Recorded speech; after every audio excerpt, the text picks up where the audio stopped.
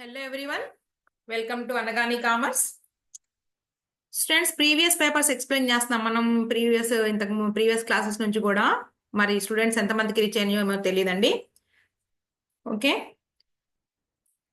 ఇవి మనకి 2 marks problems అండి. 2 మార్క్స్ ప్రాబ్లమ్స్ అండ్ సొల్యూషన్స్ కొన్ని నేను ఇంతకు ముందు ఎక్స్ప్లెయిన్ చేశాను. 2 మార్క్స్లో అకౌంట్ సెక్షన్ నుంచి టీఎస్ పబ్లిక్ ఎగ్జామ్ పేపర్స్ అండి ఇవి. ఓకే, 8 ఇయర్స్ చెప్పాను చూడండి. ఇక్కడ 8 previous years 24, 23, 21, 20, 18, 17, 20, 16 and 15 8 previous year papers. దీంట్లో మనం 2024 మార్చ్లో 2 మార్క్స్ వచ్చేటప్పటికి అకౌంట్ సెక్షన్లో journalise the following transactions explain చేసాం మనం ఇంతకుముందు. ఓకే, మనం క్లాస్లోకి వెళ్లే ముందు ఒక విషయం చెప్తానండి. ఏమిటంటే అది ఈ స్టూడెంట్స్ ఇది మరి ఎంతమందికి రీచ్ అవుతుందో మరి ఇప్పటికి మరి ఆల్రెడీ ఈ జర్నల్ ఎంట్రీ ఒకటైతే నేను చెప్పున్నా. నేను 2024 పేపర్లో జర్నల్ ఎంట్రీ కవర్ చేసాము. ఇంకా మనం ప్రీవియస్ క్లాస్లో అంతే, అదొకటే. సరే, అయితే మొత్తం ఇప్పుడు 8 పేపర్స్ అన్నాం కదండి. ఇది ఫస్ట్ ఇంటర్ 8 పేపర్స్ 2024 పేపర్లో మనం 2 మార్క్స్ చేసాము. అలాగే 2 మార్క్స్ తర్వాత 5 మార్క్స్ క్వశ్చన్స్ తీసుకుంటామండి. 5 మార్క్స్ క్వశ్చన్స్ అకౌంట్ సెక్షన్లో చెప్తున్నాను నేను. అయితే ఒక పేపర్లోనే ఒక సమ్మే కాకుండా ఇప్పుడు 2024 నుంచి 5 మార్క్స్ మనకి సబ్సిడరీ బుక్స్. మీకు ఇంకోటి ఏంటండి, రెండో 2 మార్క్స్ 5 మార్క్స్ క్వశ్చన్స్ ఇస్తుంది. ఒకటి subsidiary books mainly personal account నుంచి ఇస్తారండి. 2024 పేపరు, అలాగే 23, 22లో ఇచ్చారా, కరోనా వల్ల మనకు పేపర్ ఆగింది కదా. 21 అలాగే 2018 ఇలా 8 ప్రీవియస్ పేపర్స్ కూడా విడివిడిగా చేయకుండా ఈ 8 కూడా ఒకే పేపర్లో 5 మార్క్స్ మొత్తం కవర్ చేద్దాం అనుకుంటున్నాను. లెంగ్తీ వీడియో అయినా సరే, అంటే అన్నీ ఒకచోటే ఉంటాయండి. 5 మార్క్స్ అల్లా మనకి 8 ప్రీవియస్ పేపర్ నుంచి 5 మార్క్స్ క్వశ్చన్స్, అంటే 2 కదా ఒక దాంట్లో, అంటే మొత్తం 8 2s ఆర్ మనకి 16 ప్రాబ్లమ్స్ వస్తాయి. ఇది పర్సనల్ అకౌంట్ నుంచి ఒక 8, నెక్స్ట్ సబ్సిడరీ బుక్స్ నుంచి 8 అలా. అలాగే 10 మార్క్స్కి తీసుకునేటప్పటికి మనకి ఎన్ని 10 మార్క్స్కి ఒకటేమో మనకి ఫస్ట్ ఇయర్లో మీకు ట్రిపుల్ కాలం క్యాష్ బుక్ ఇస్తారు కదా. ట్రిపుల్ కాలం క్యాష్ బుక్, దీనికి చాయిస్ ఏంటండి? Triple column cash book choice ఏంటి? BRS bank reconciliation statement. ఇది కానీ మనం ఇది కానీ చేసుకుంటాం. ఆర్ ఇంకో 10 మార్క్స్ ఏంటి అంటే ఇది. ఇవి లెంగ్తీగా ఉంటాయి కాబట్టి వాటికి మనం కవర్ చేద్దాం. అంటే 8 ప్రాబ్లమ్స్ వస్తాయి కదా, 8 పేపర్స్ నుంచి 8 ప్రాబ్లమ్స్ ఒకే వీడియోలో. అలాగే బీఆర్ఎస్ కూడా 8 ప్రాబ్లమ్స్ ఒకే వీడియోలో కవర్ చేస్తానండి. వీటి తర్వాత 20 మార్క్స్ ప్రాబ్లము మనకి ఫైనల్ అకౌంట్స్ ఉంది కదా, 20 మార్క్స్ ప్రాబ్లం కూడా చూద్దాం. దాదాపుగా మరి అది ఎక్కువ టైం పడుతుంది కాబట్టి ఎక్స్ప్లెయిన్ చేసుకుంటూ చెప్పాము అంటే 20 మినిట్స్ మినిమం పడుతుంది. సో 4 క్లాసెస్గా మనం అది 4 ప్రాబ్లమ్స్గా విడగొట్టుకుని మొత్తం 2 క్లాసెస్లో కంప్లీట్ చేద్దాం. ఒక 1 అవర్ కానీ మించే పట్టచ్చు. ఇదే స్టూడెంట్స్ నా ప్లాను. ఇలా చేసి మనం పిల్లలకి రీచ్ అయ్యేటట్టు చేద్దాం అనుకుంటున్నా.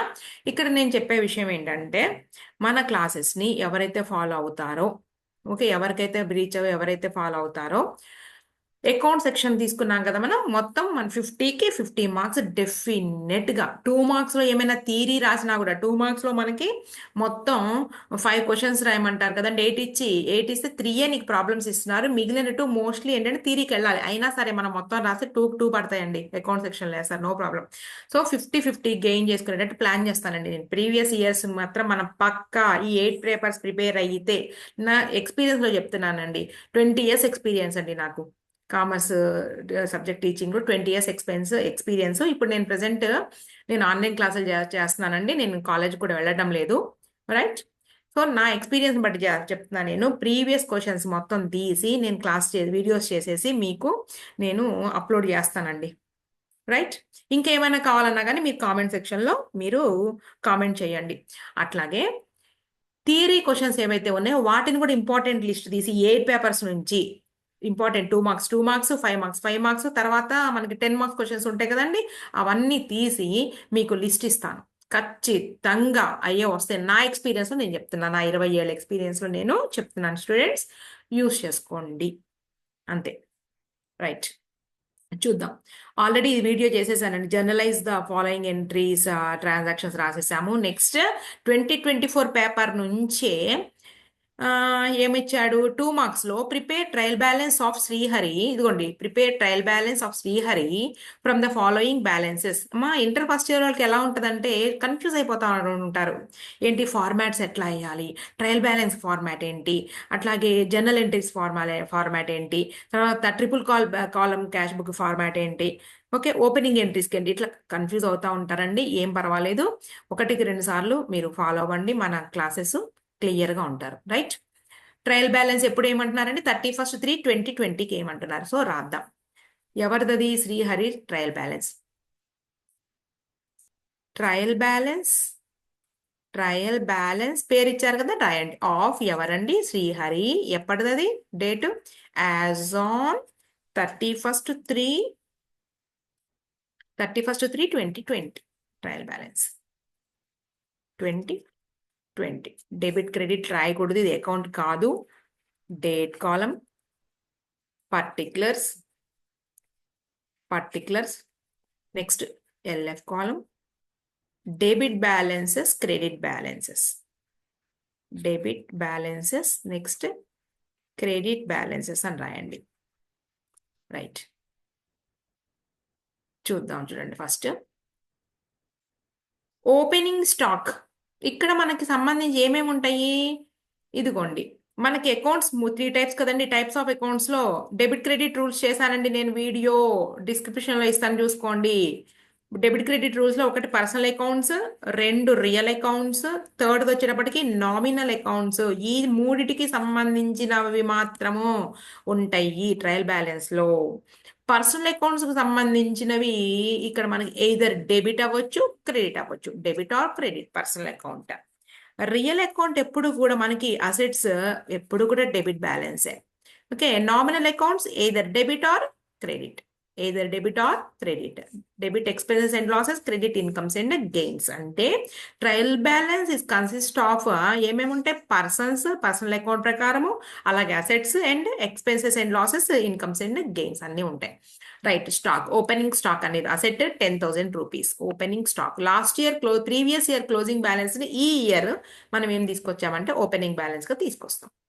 ఇక్కడ మనం డేట్ కాలంలో ఏముండదు కాబట్టి సీరియల్ నెంబర్ ఒకటి వేసేసుకుని వదిలేసండి, లీవ్ ఇట్. ఓపెనింగ్ స్టాక్ వదిలేసినా ఏం కాదండి, మనకేం డేట్లు భారీగా ఏం జరగదు. ఏదైనా యాజ్ ఆన్ ఒక డేట్న తయారు చేస్తాం, పర్టికులర్ డేట్న. Opening balance, debit balance 10,000 rupees. Stock అనేది అసెట్ అండి, అసెట్. ఆ 3 రూల్స్ ప్రకారమే ఉంటుందండి ఇక్కడ. నేను sales income according to nominal rule. Income అంటే ఏంటి అంటే క్రెడిట్ బ్యాలెన్స్. సేల్స్ 30,000 రూపీస్ క్రెడిట్లో రాసుకో. కన్ఫ్యూజన్ లేకుండా ఉండాలంటే డాష్ రాసుకో ఇక్కడ, లేదంటే వదిలే. తర్వాత క్రెడిటార్స్ 10,000 రూపీస్. క్రెడిటార్స్ అంటే ఎవరు చెప్పండి? మనం క్రెడిట్ పర్చేస్ చేస్తే క్రెడిటార్స్ క్రియేట్ అవుతారు. క్రెడిటార్స్ అంటే సంస్థ ఇవ్వవలసినటువంటి అప్పులు. సంస్థ బాకీ పడి ఉంది అప్పులు. ఎంతండి? 10,000 రూపీస్. దాని తర్వాత క్యాష్ ఉంది. Cash is asset. Cash asset ఎంత రాసుకున్నాం? 20,000 రూపీస్. ఓకే. నెక్స్ట్ తర్వాత purchases 25,000 rupees. Purchase is expense according to nominal rule. Debit all expenses and losses. So debit 25,000. Next debtors 15,000. ఇదిగోండి, ఇక్కడ చూస్తున్నా నేను. Debtors 15,000. Debtors is asset. Credit sales జరిగితే మనకి debtors create అవుతారండి. అంటే మనకి అమౌంట్ రావాల్సి ఉంది, అకౌంట్ రిసీవబుల్స్ అనమాట. 15,000 రూపీస్ అసెట్ మనకి రావాల్సి ఉంది. నెక్స్ట్ అంటే ఇయర్ ఎండ్ అయ్యేటప్పుడు కూడా వాళ్ళ నుంచి అమౌంట్ రాలేదు కాబట్టి మనం ఇక వాటిని ట్రయల్ బ్యాలెన్స్ కింద తయారు చేస్తున్నాం. Salary is 10,000 rupees. Salaries is expense. Expense is debited according to nominal rule. Salaries 10,000 rupees debit. Next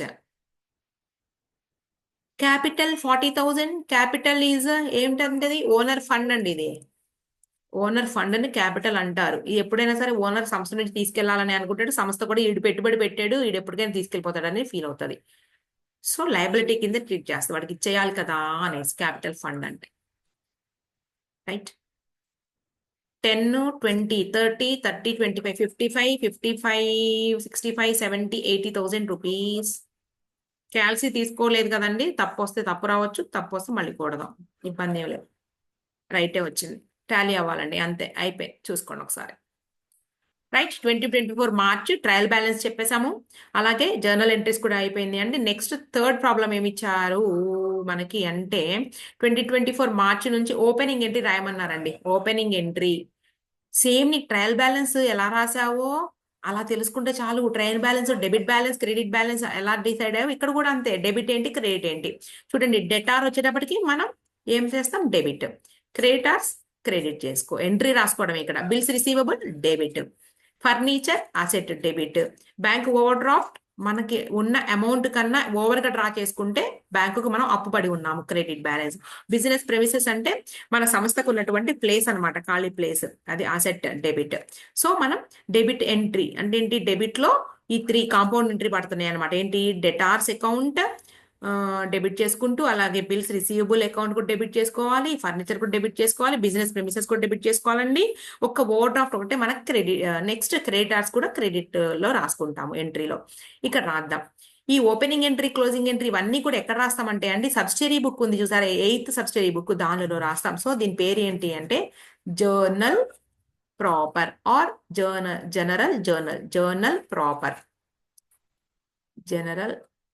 proper or general journal అంటారు. బ్రాకెట్లో రాసుకో ఓపెనింగ్ ఎంట్రీ, అది right. Date, particulars, LF, debit amount అన్న,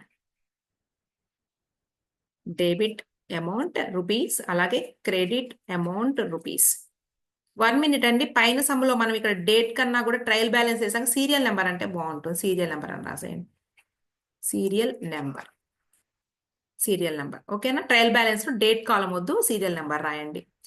right, ఇప్పుడు మనం ఎంట్రీలో 1st April 2020 మొదటి రోజున అంటే బిజినెస్ బుక్స్ ని లాస్ట్ ఇయర్ ఎండ్ చేసి మళ్ళీ ఈ సంవత్సరం ప్రారంభంలో రాయబోతున్నామండి.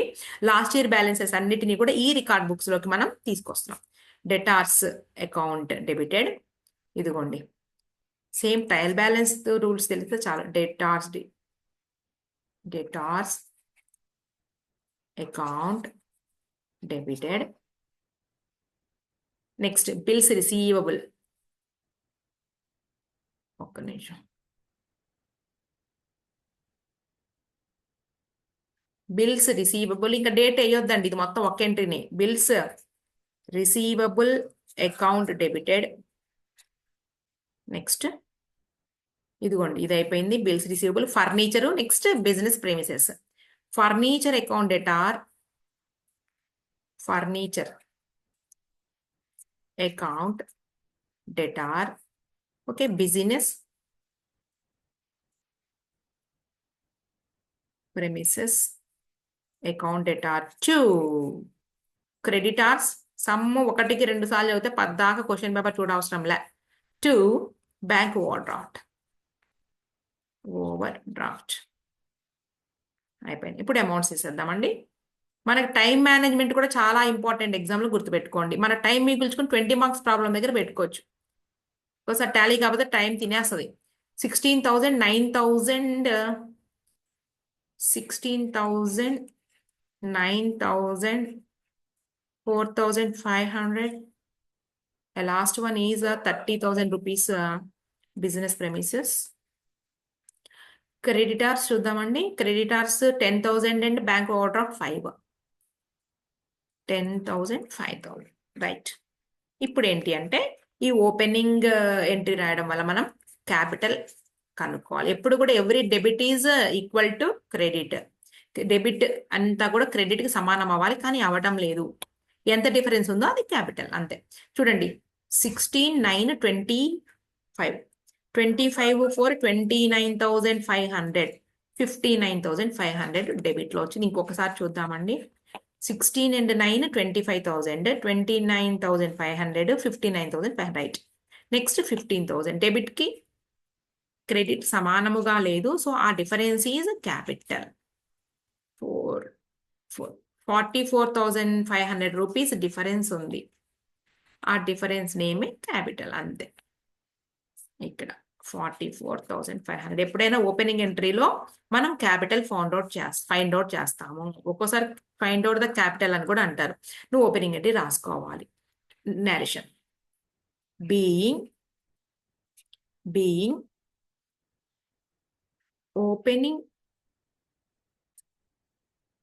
ఓపెనింగ్ ఎంట్రీ ఈజ్ మేడ్ రాసేసేయండి, అయిపోయింది.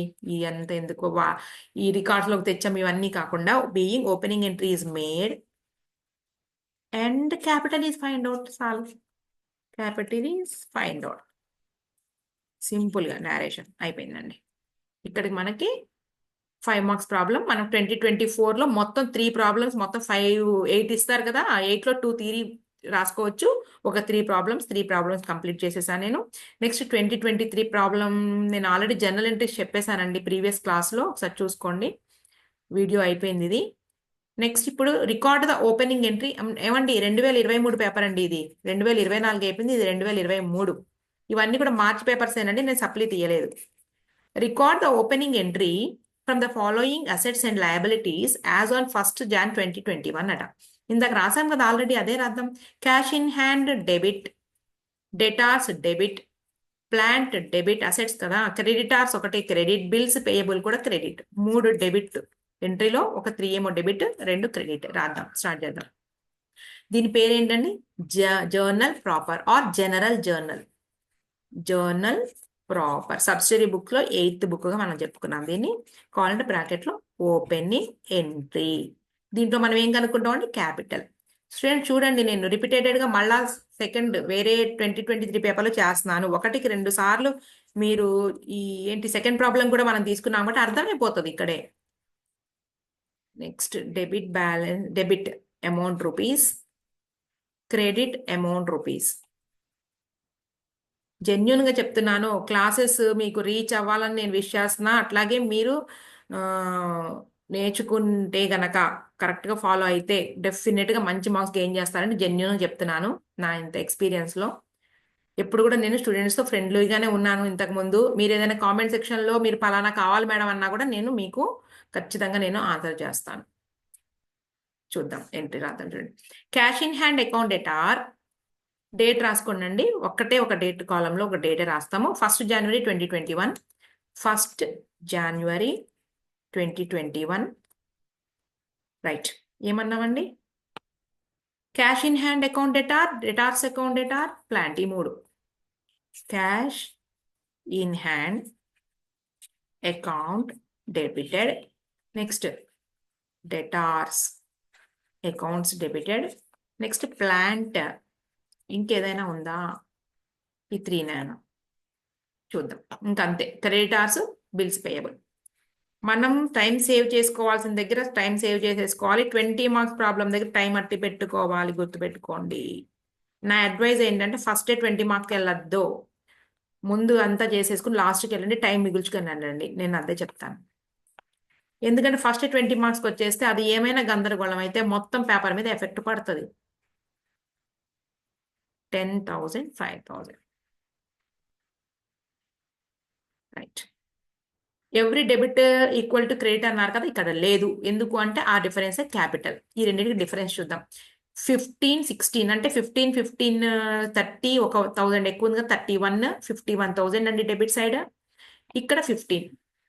ఓకే, 51,000 మైనస్ 15,000 రూపీస్ లెస్ చేస్తే 0, 0, 0, 6 ఏనా, 6, 36,000 rupees. Difference is 36 rupees. That is called capital. Okay, na? 36,000 is called capital. Difference between debit and credit. Capital account. Narration. Being.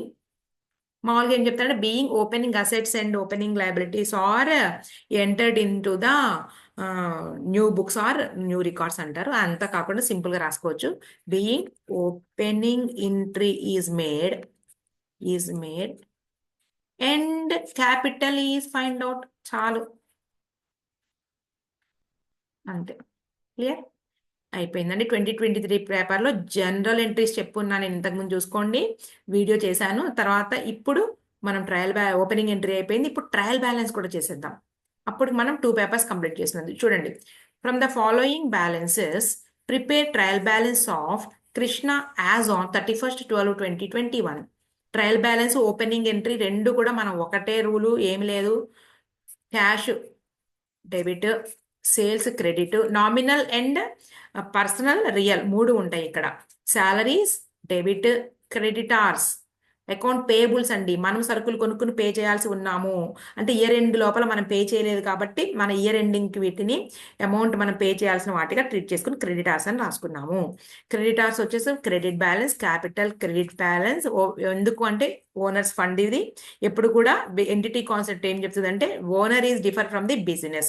So business ఏమనుకుంటుందంటే ఈ owner అనేవాడు capital ఎప్పుడైనా తీసుకెళ్ళిపోతాడు, so దాన్ని అది liability కింద treat చేస్తుంది. ఓనర్ ఫండ్ అనాలి చెప్పాలంటే దాన్ని. Purchases is expense according to nominal rule. Debit all expenses and losses, so purchase is debit. Debtors okay, accounts receivables. మనం క్రెడిట్ సేల్ చేస్తాము, అమౌంట్ రాకుండా మనకేంటి అంటే ఇయర్ ఎండింగ్ కల్లా అమౌంట్ రాలేదండి, 12,500 రూపీస్ మనం డెటార్స్ గా ట్రీట్ చేసుకున్నాము.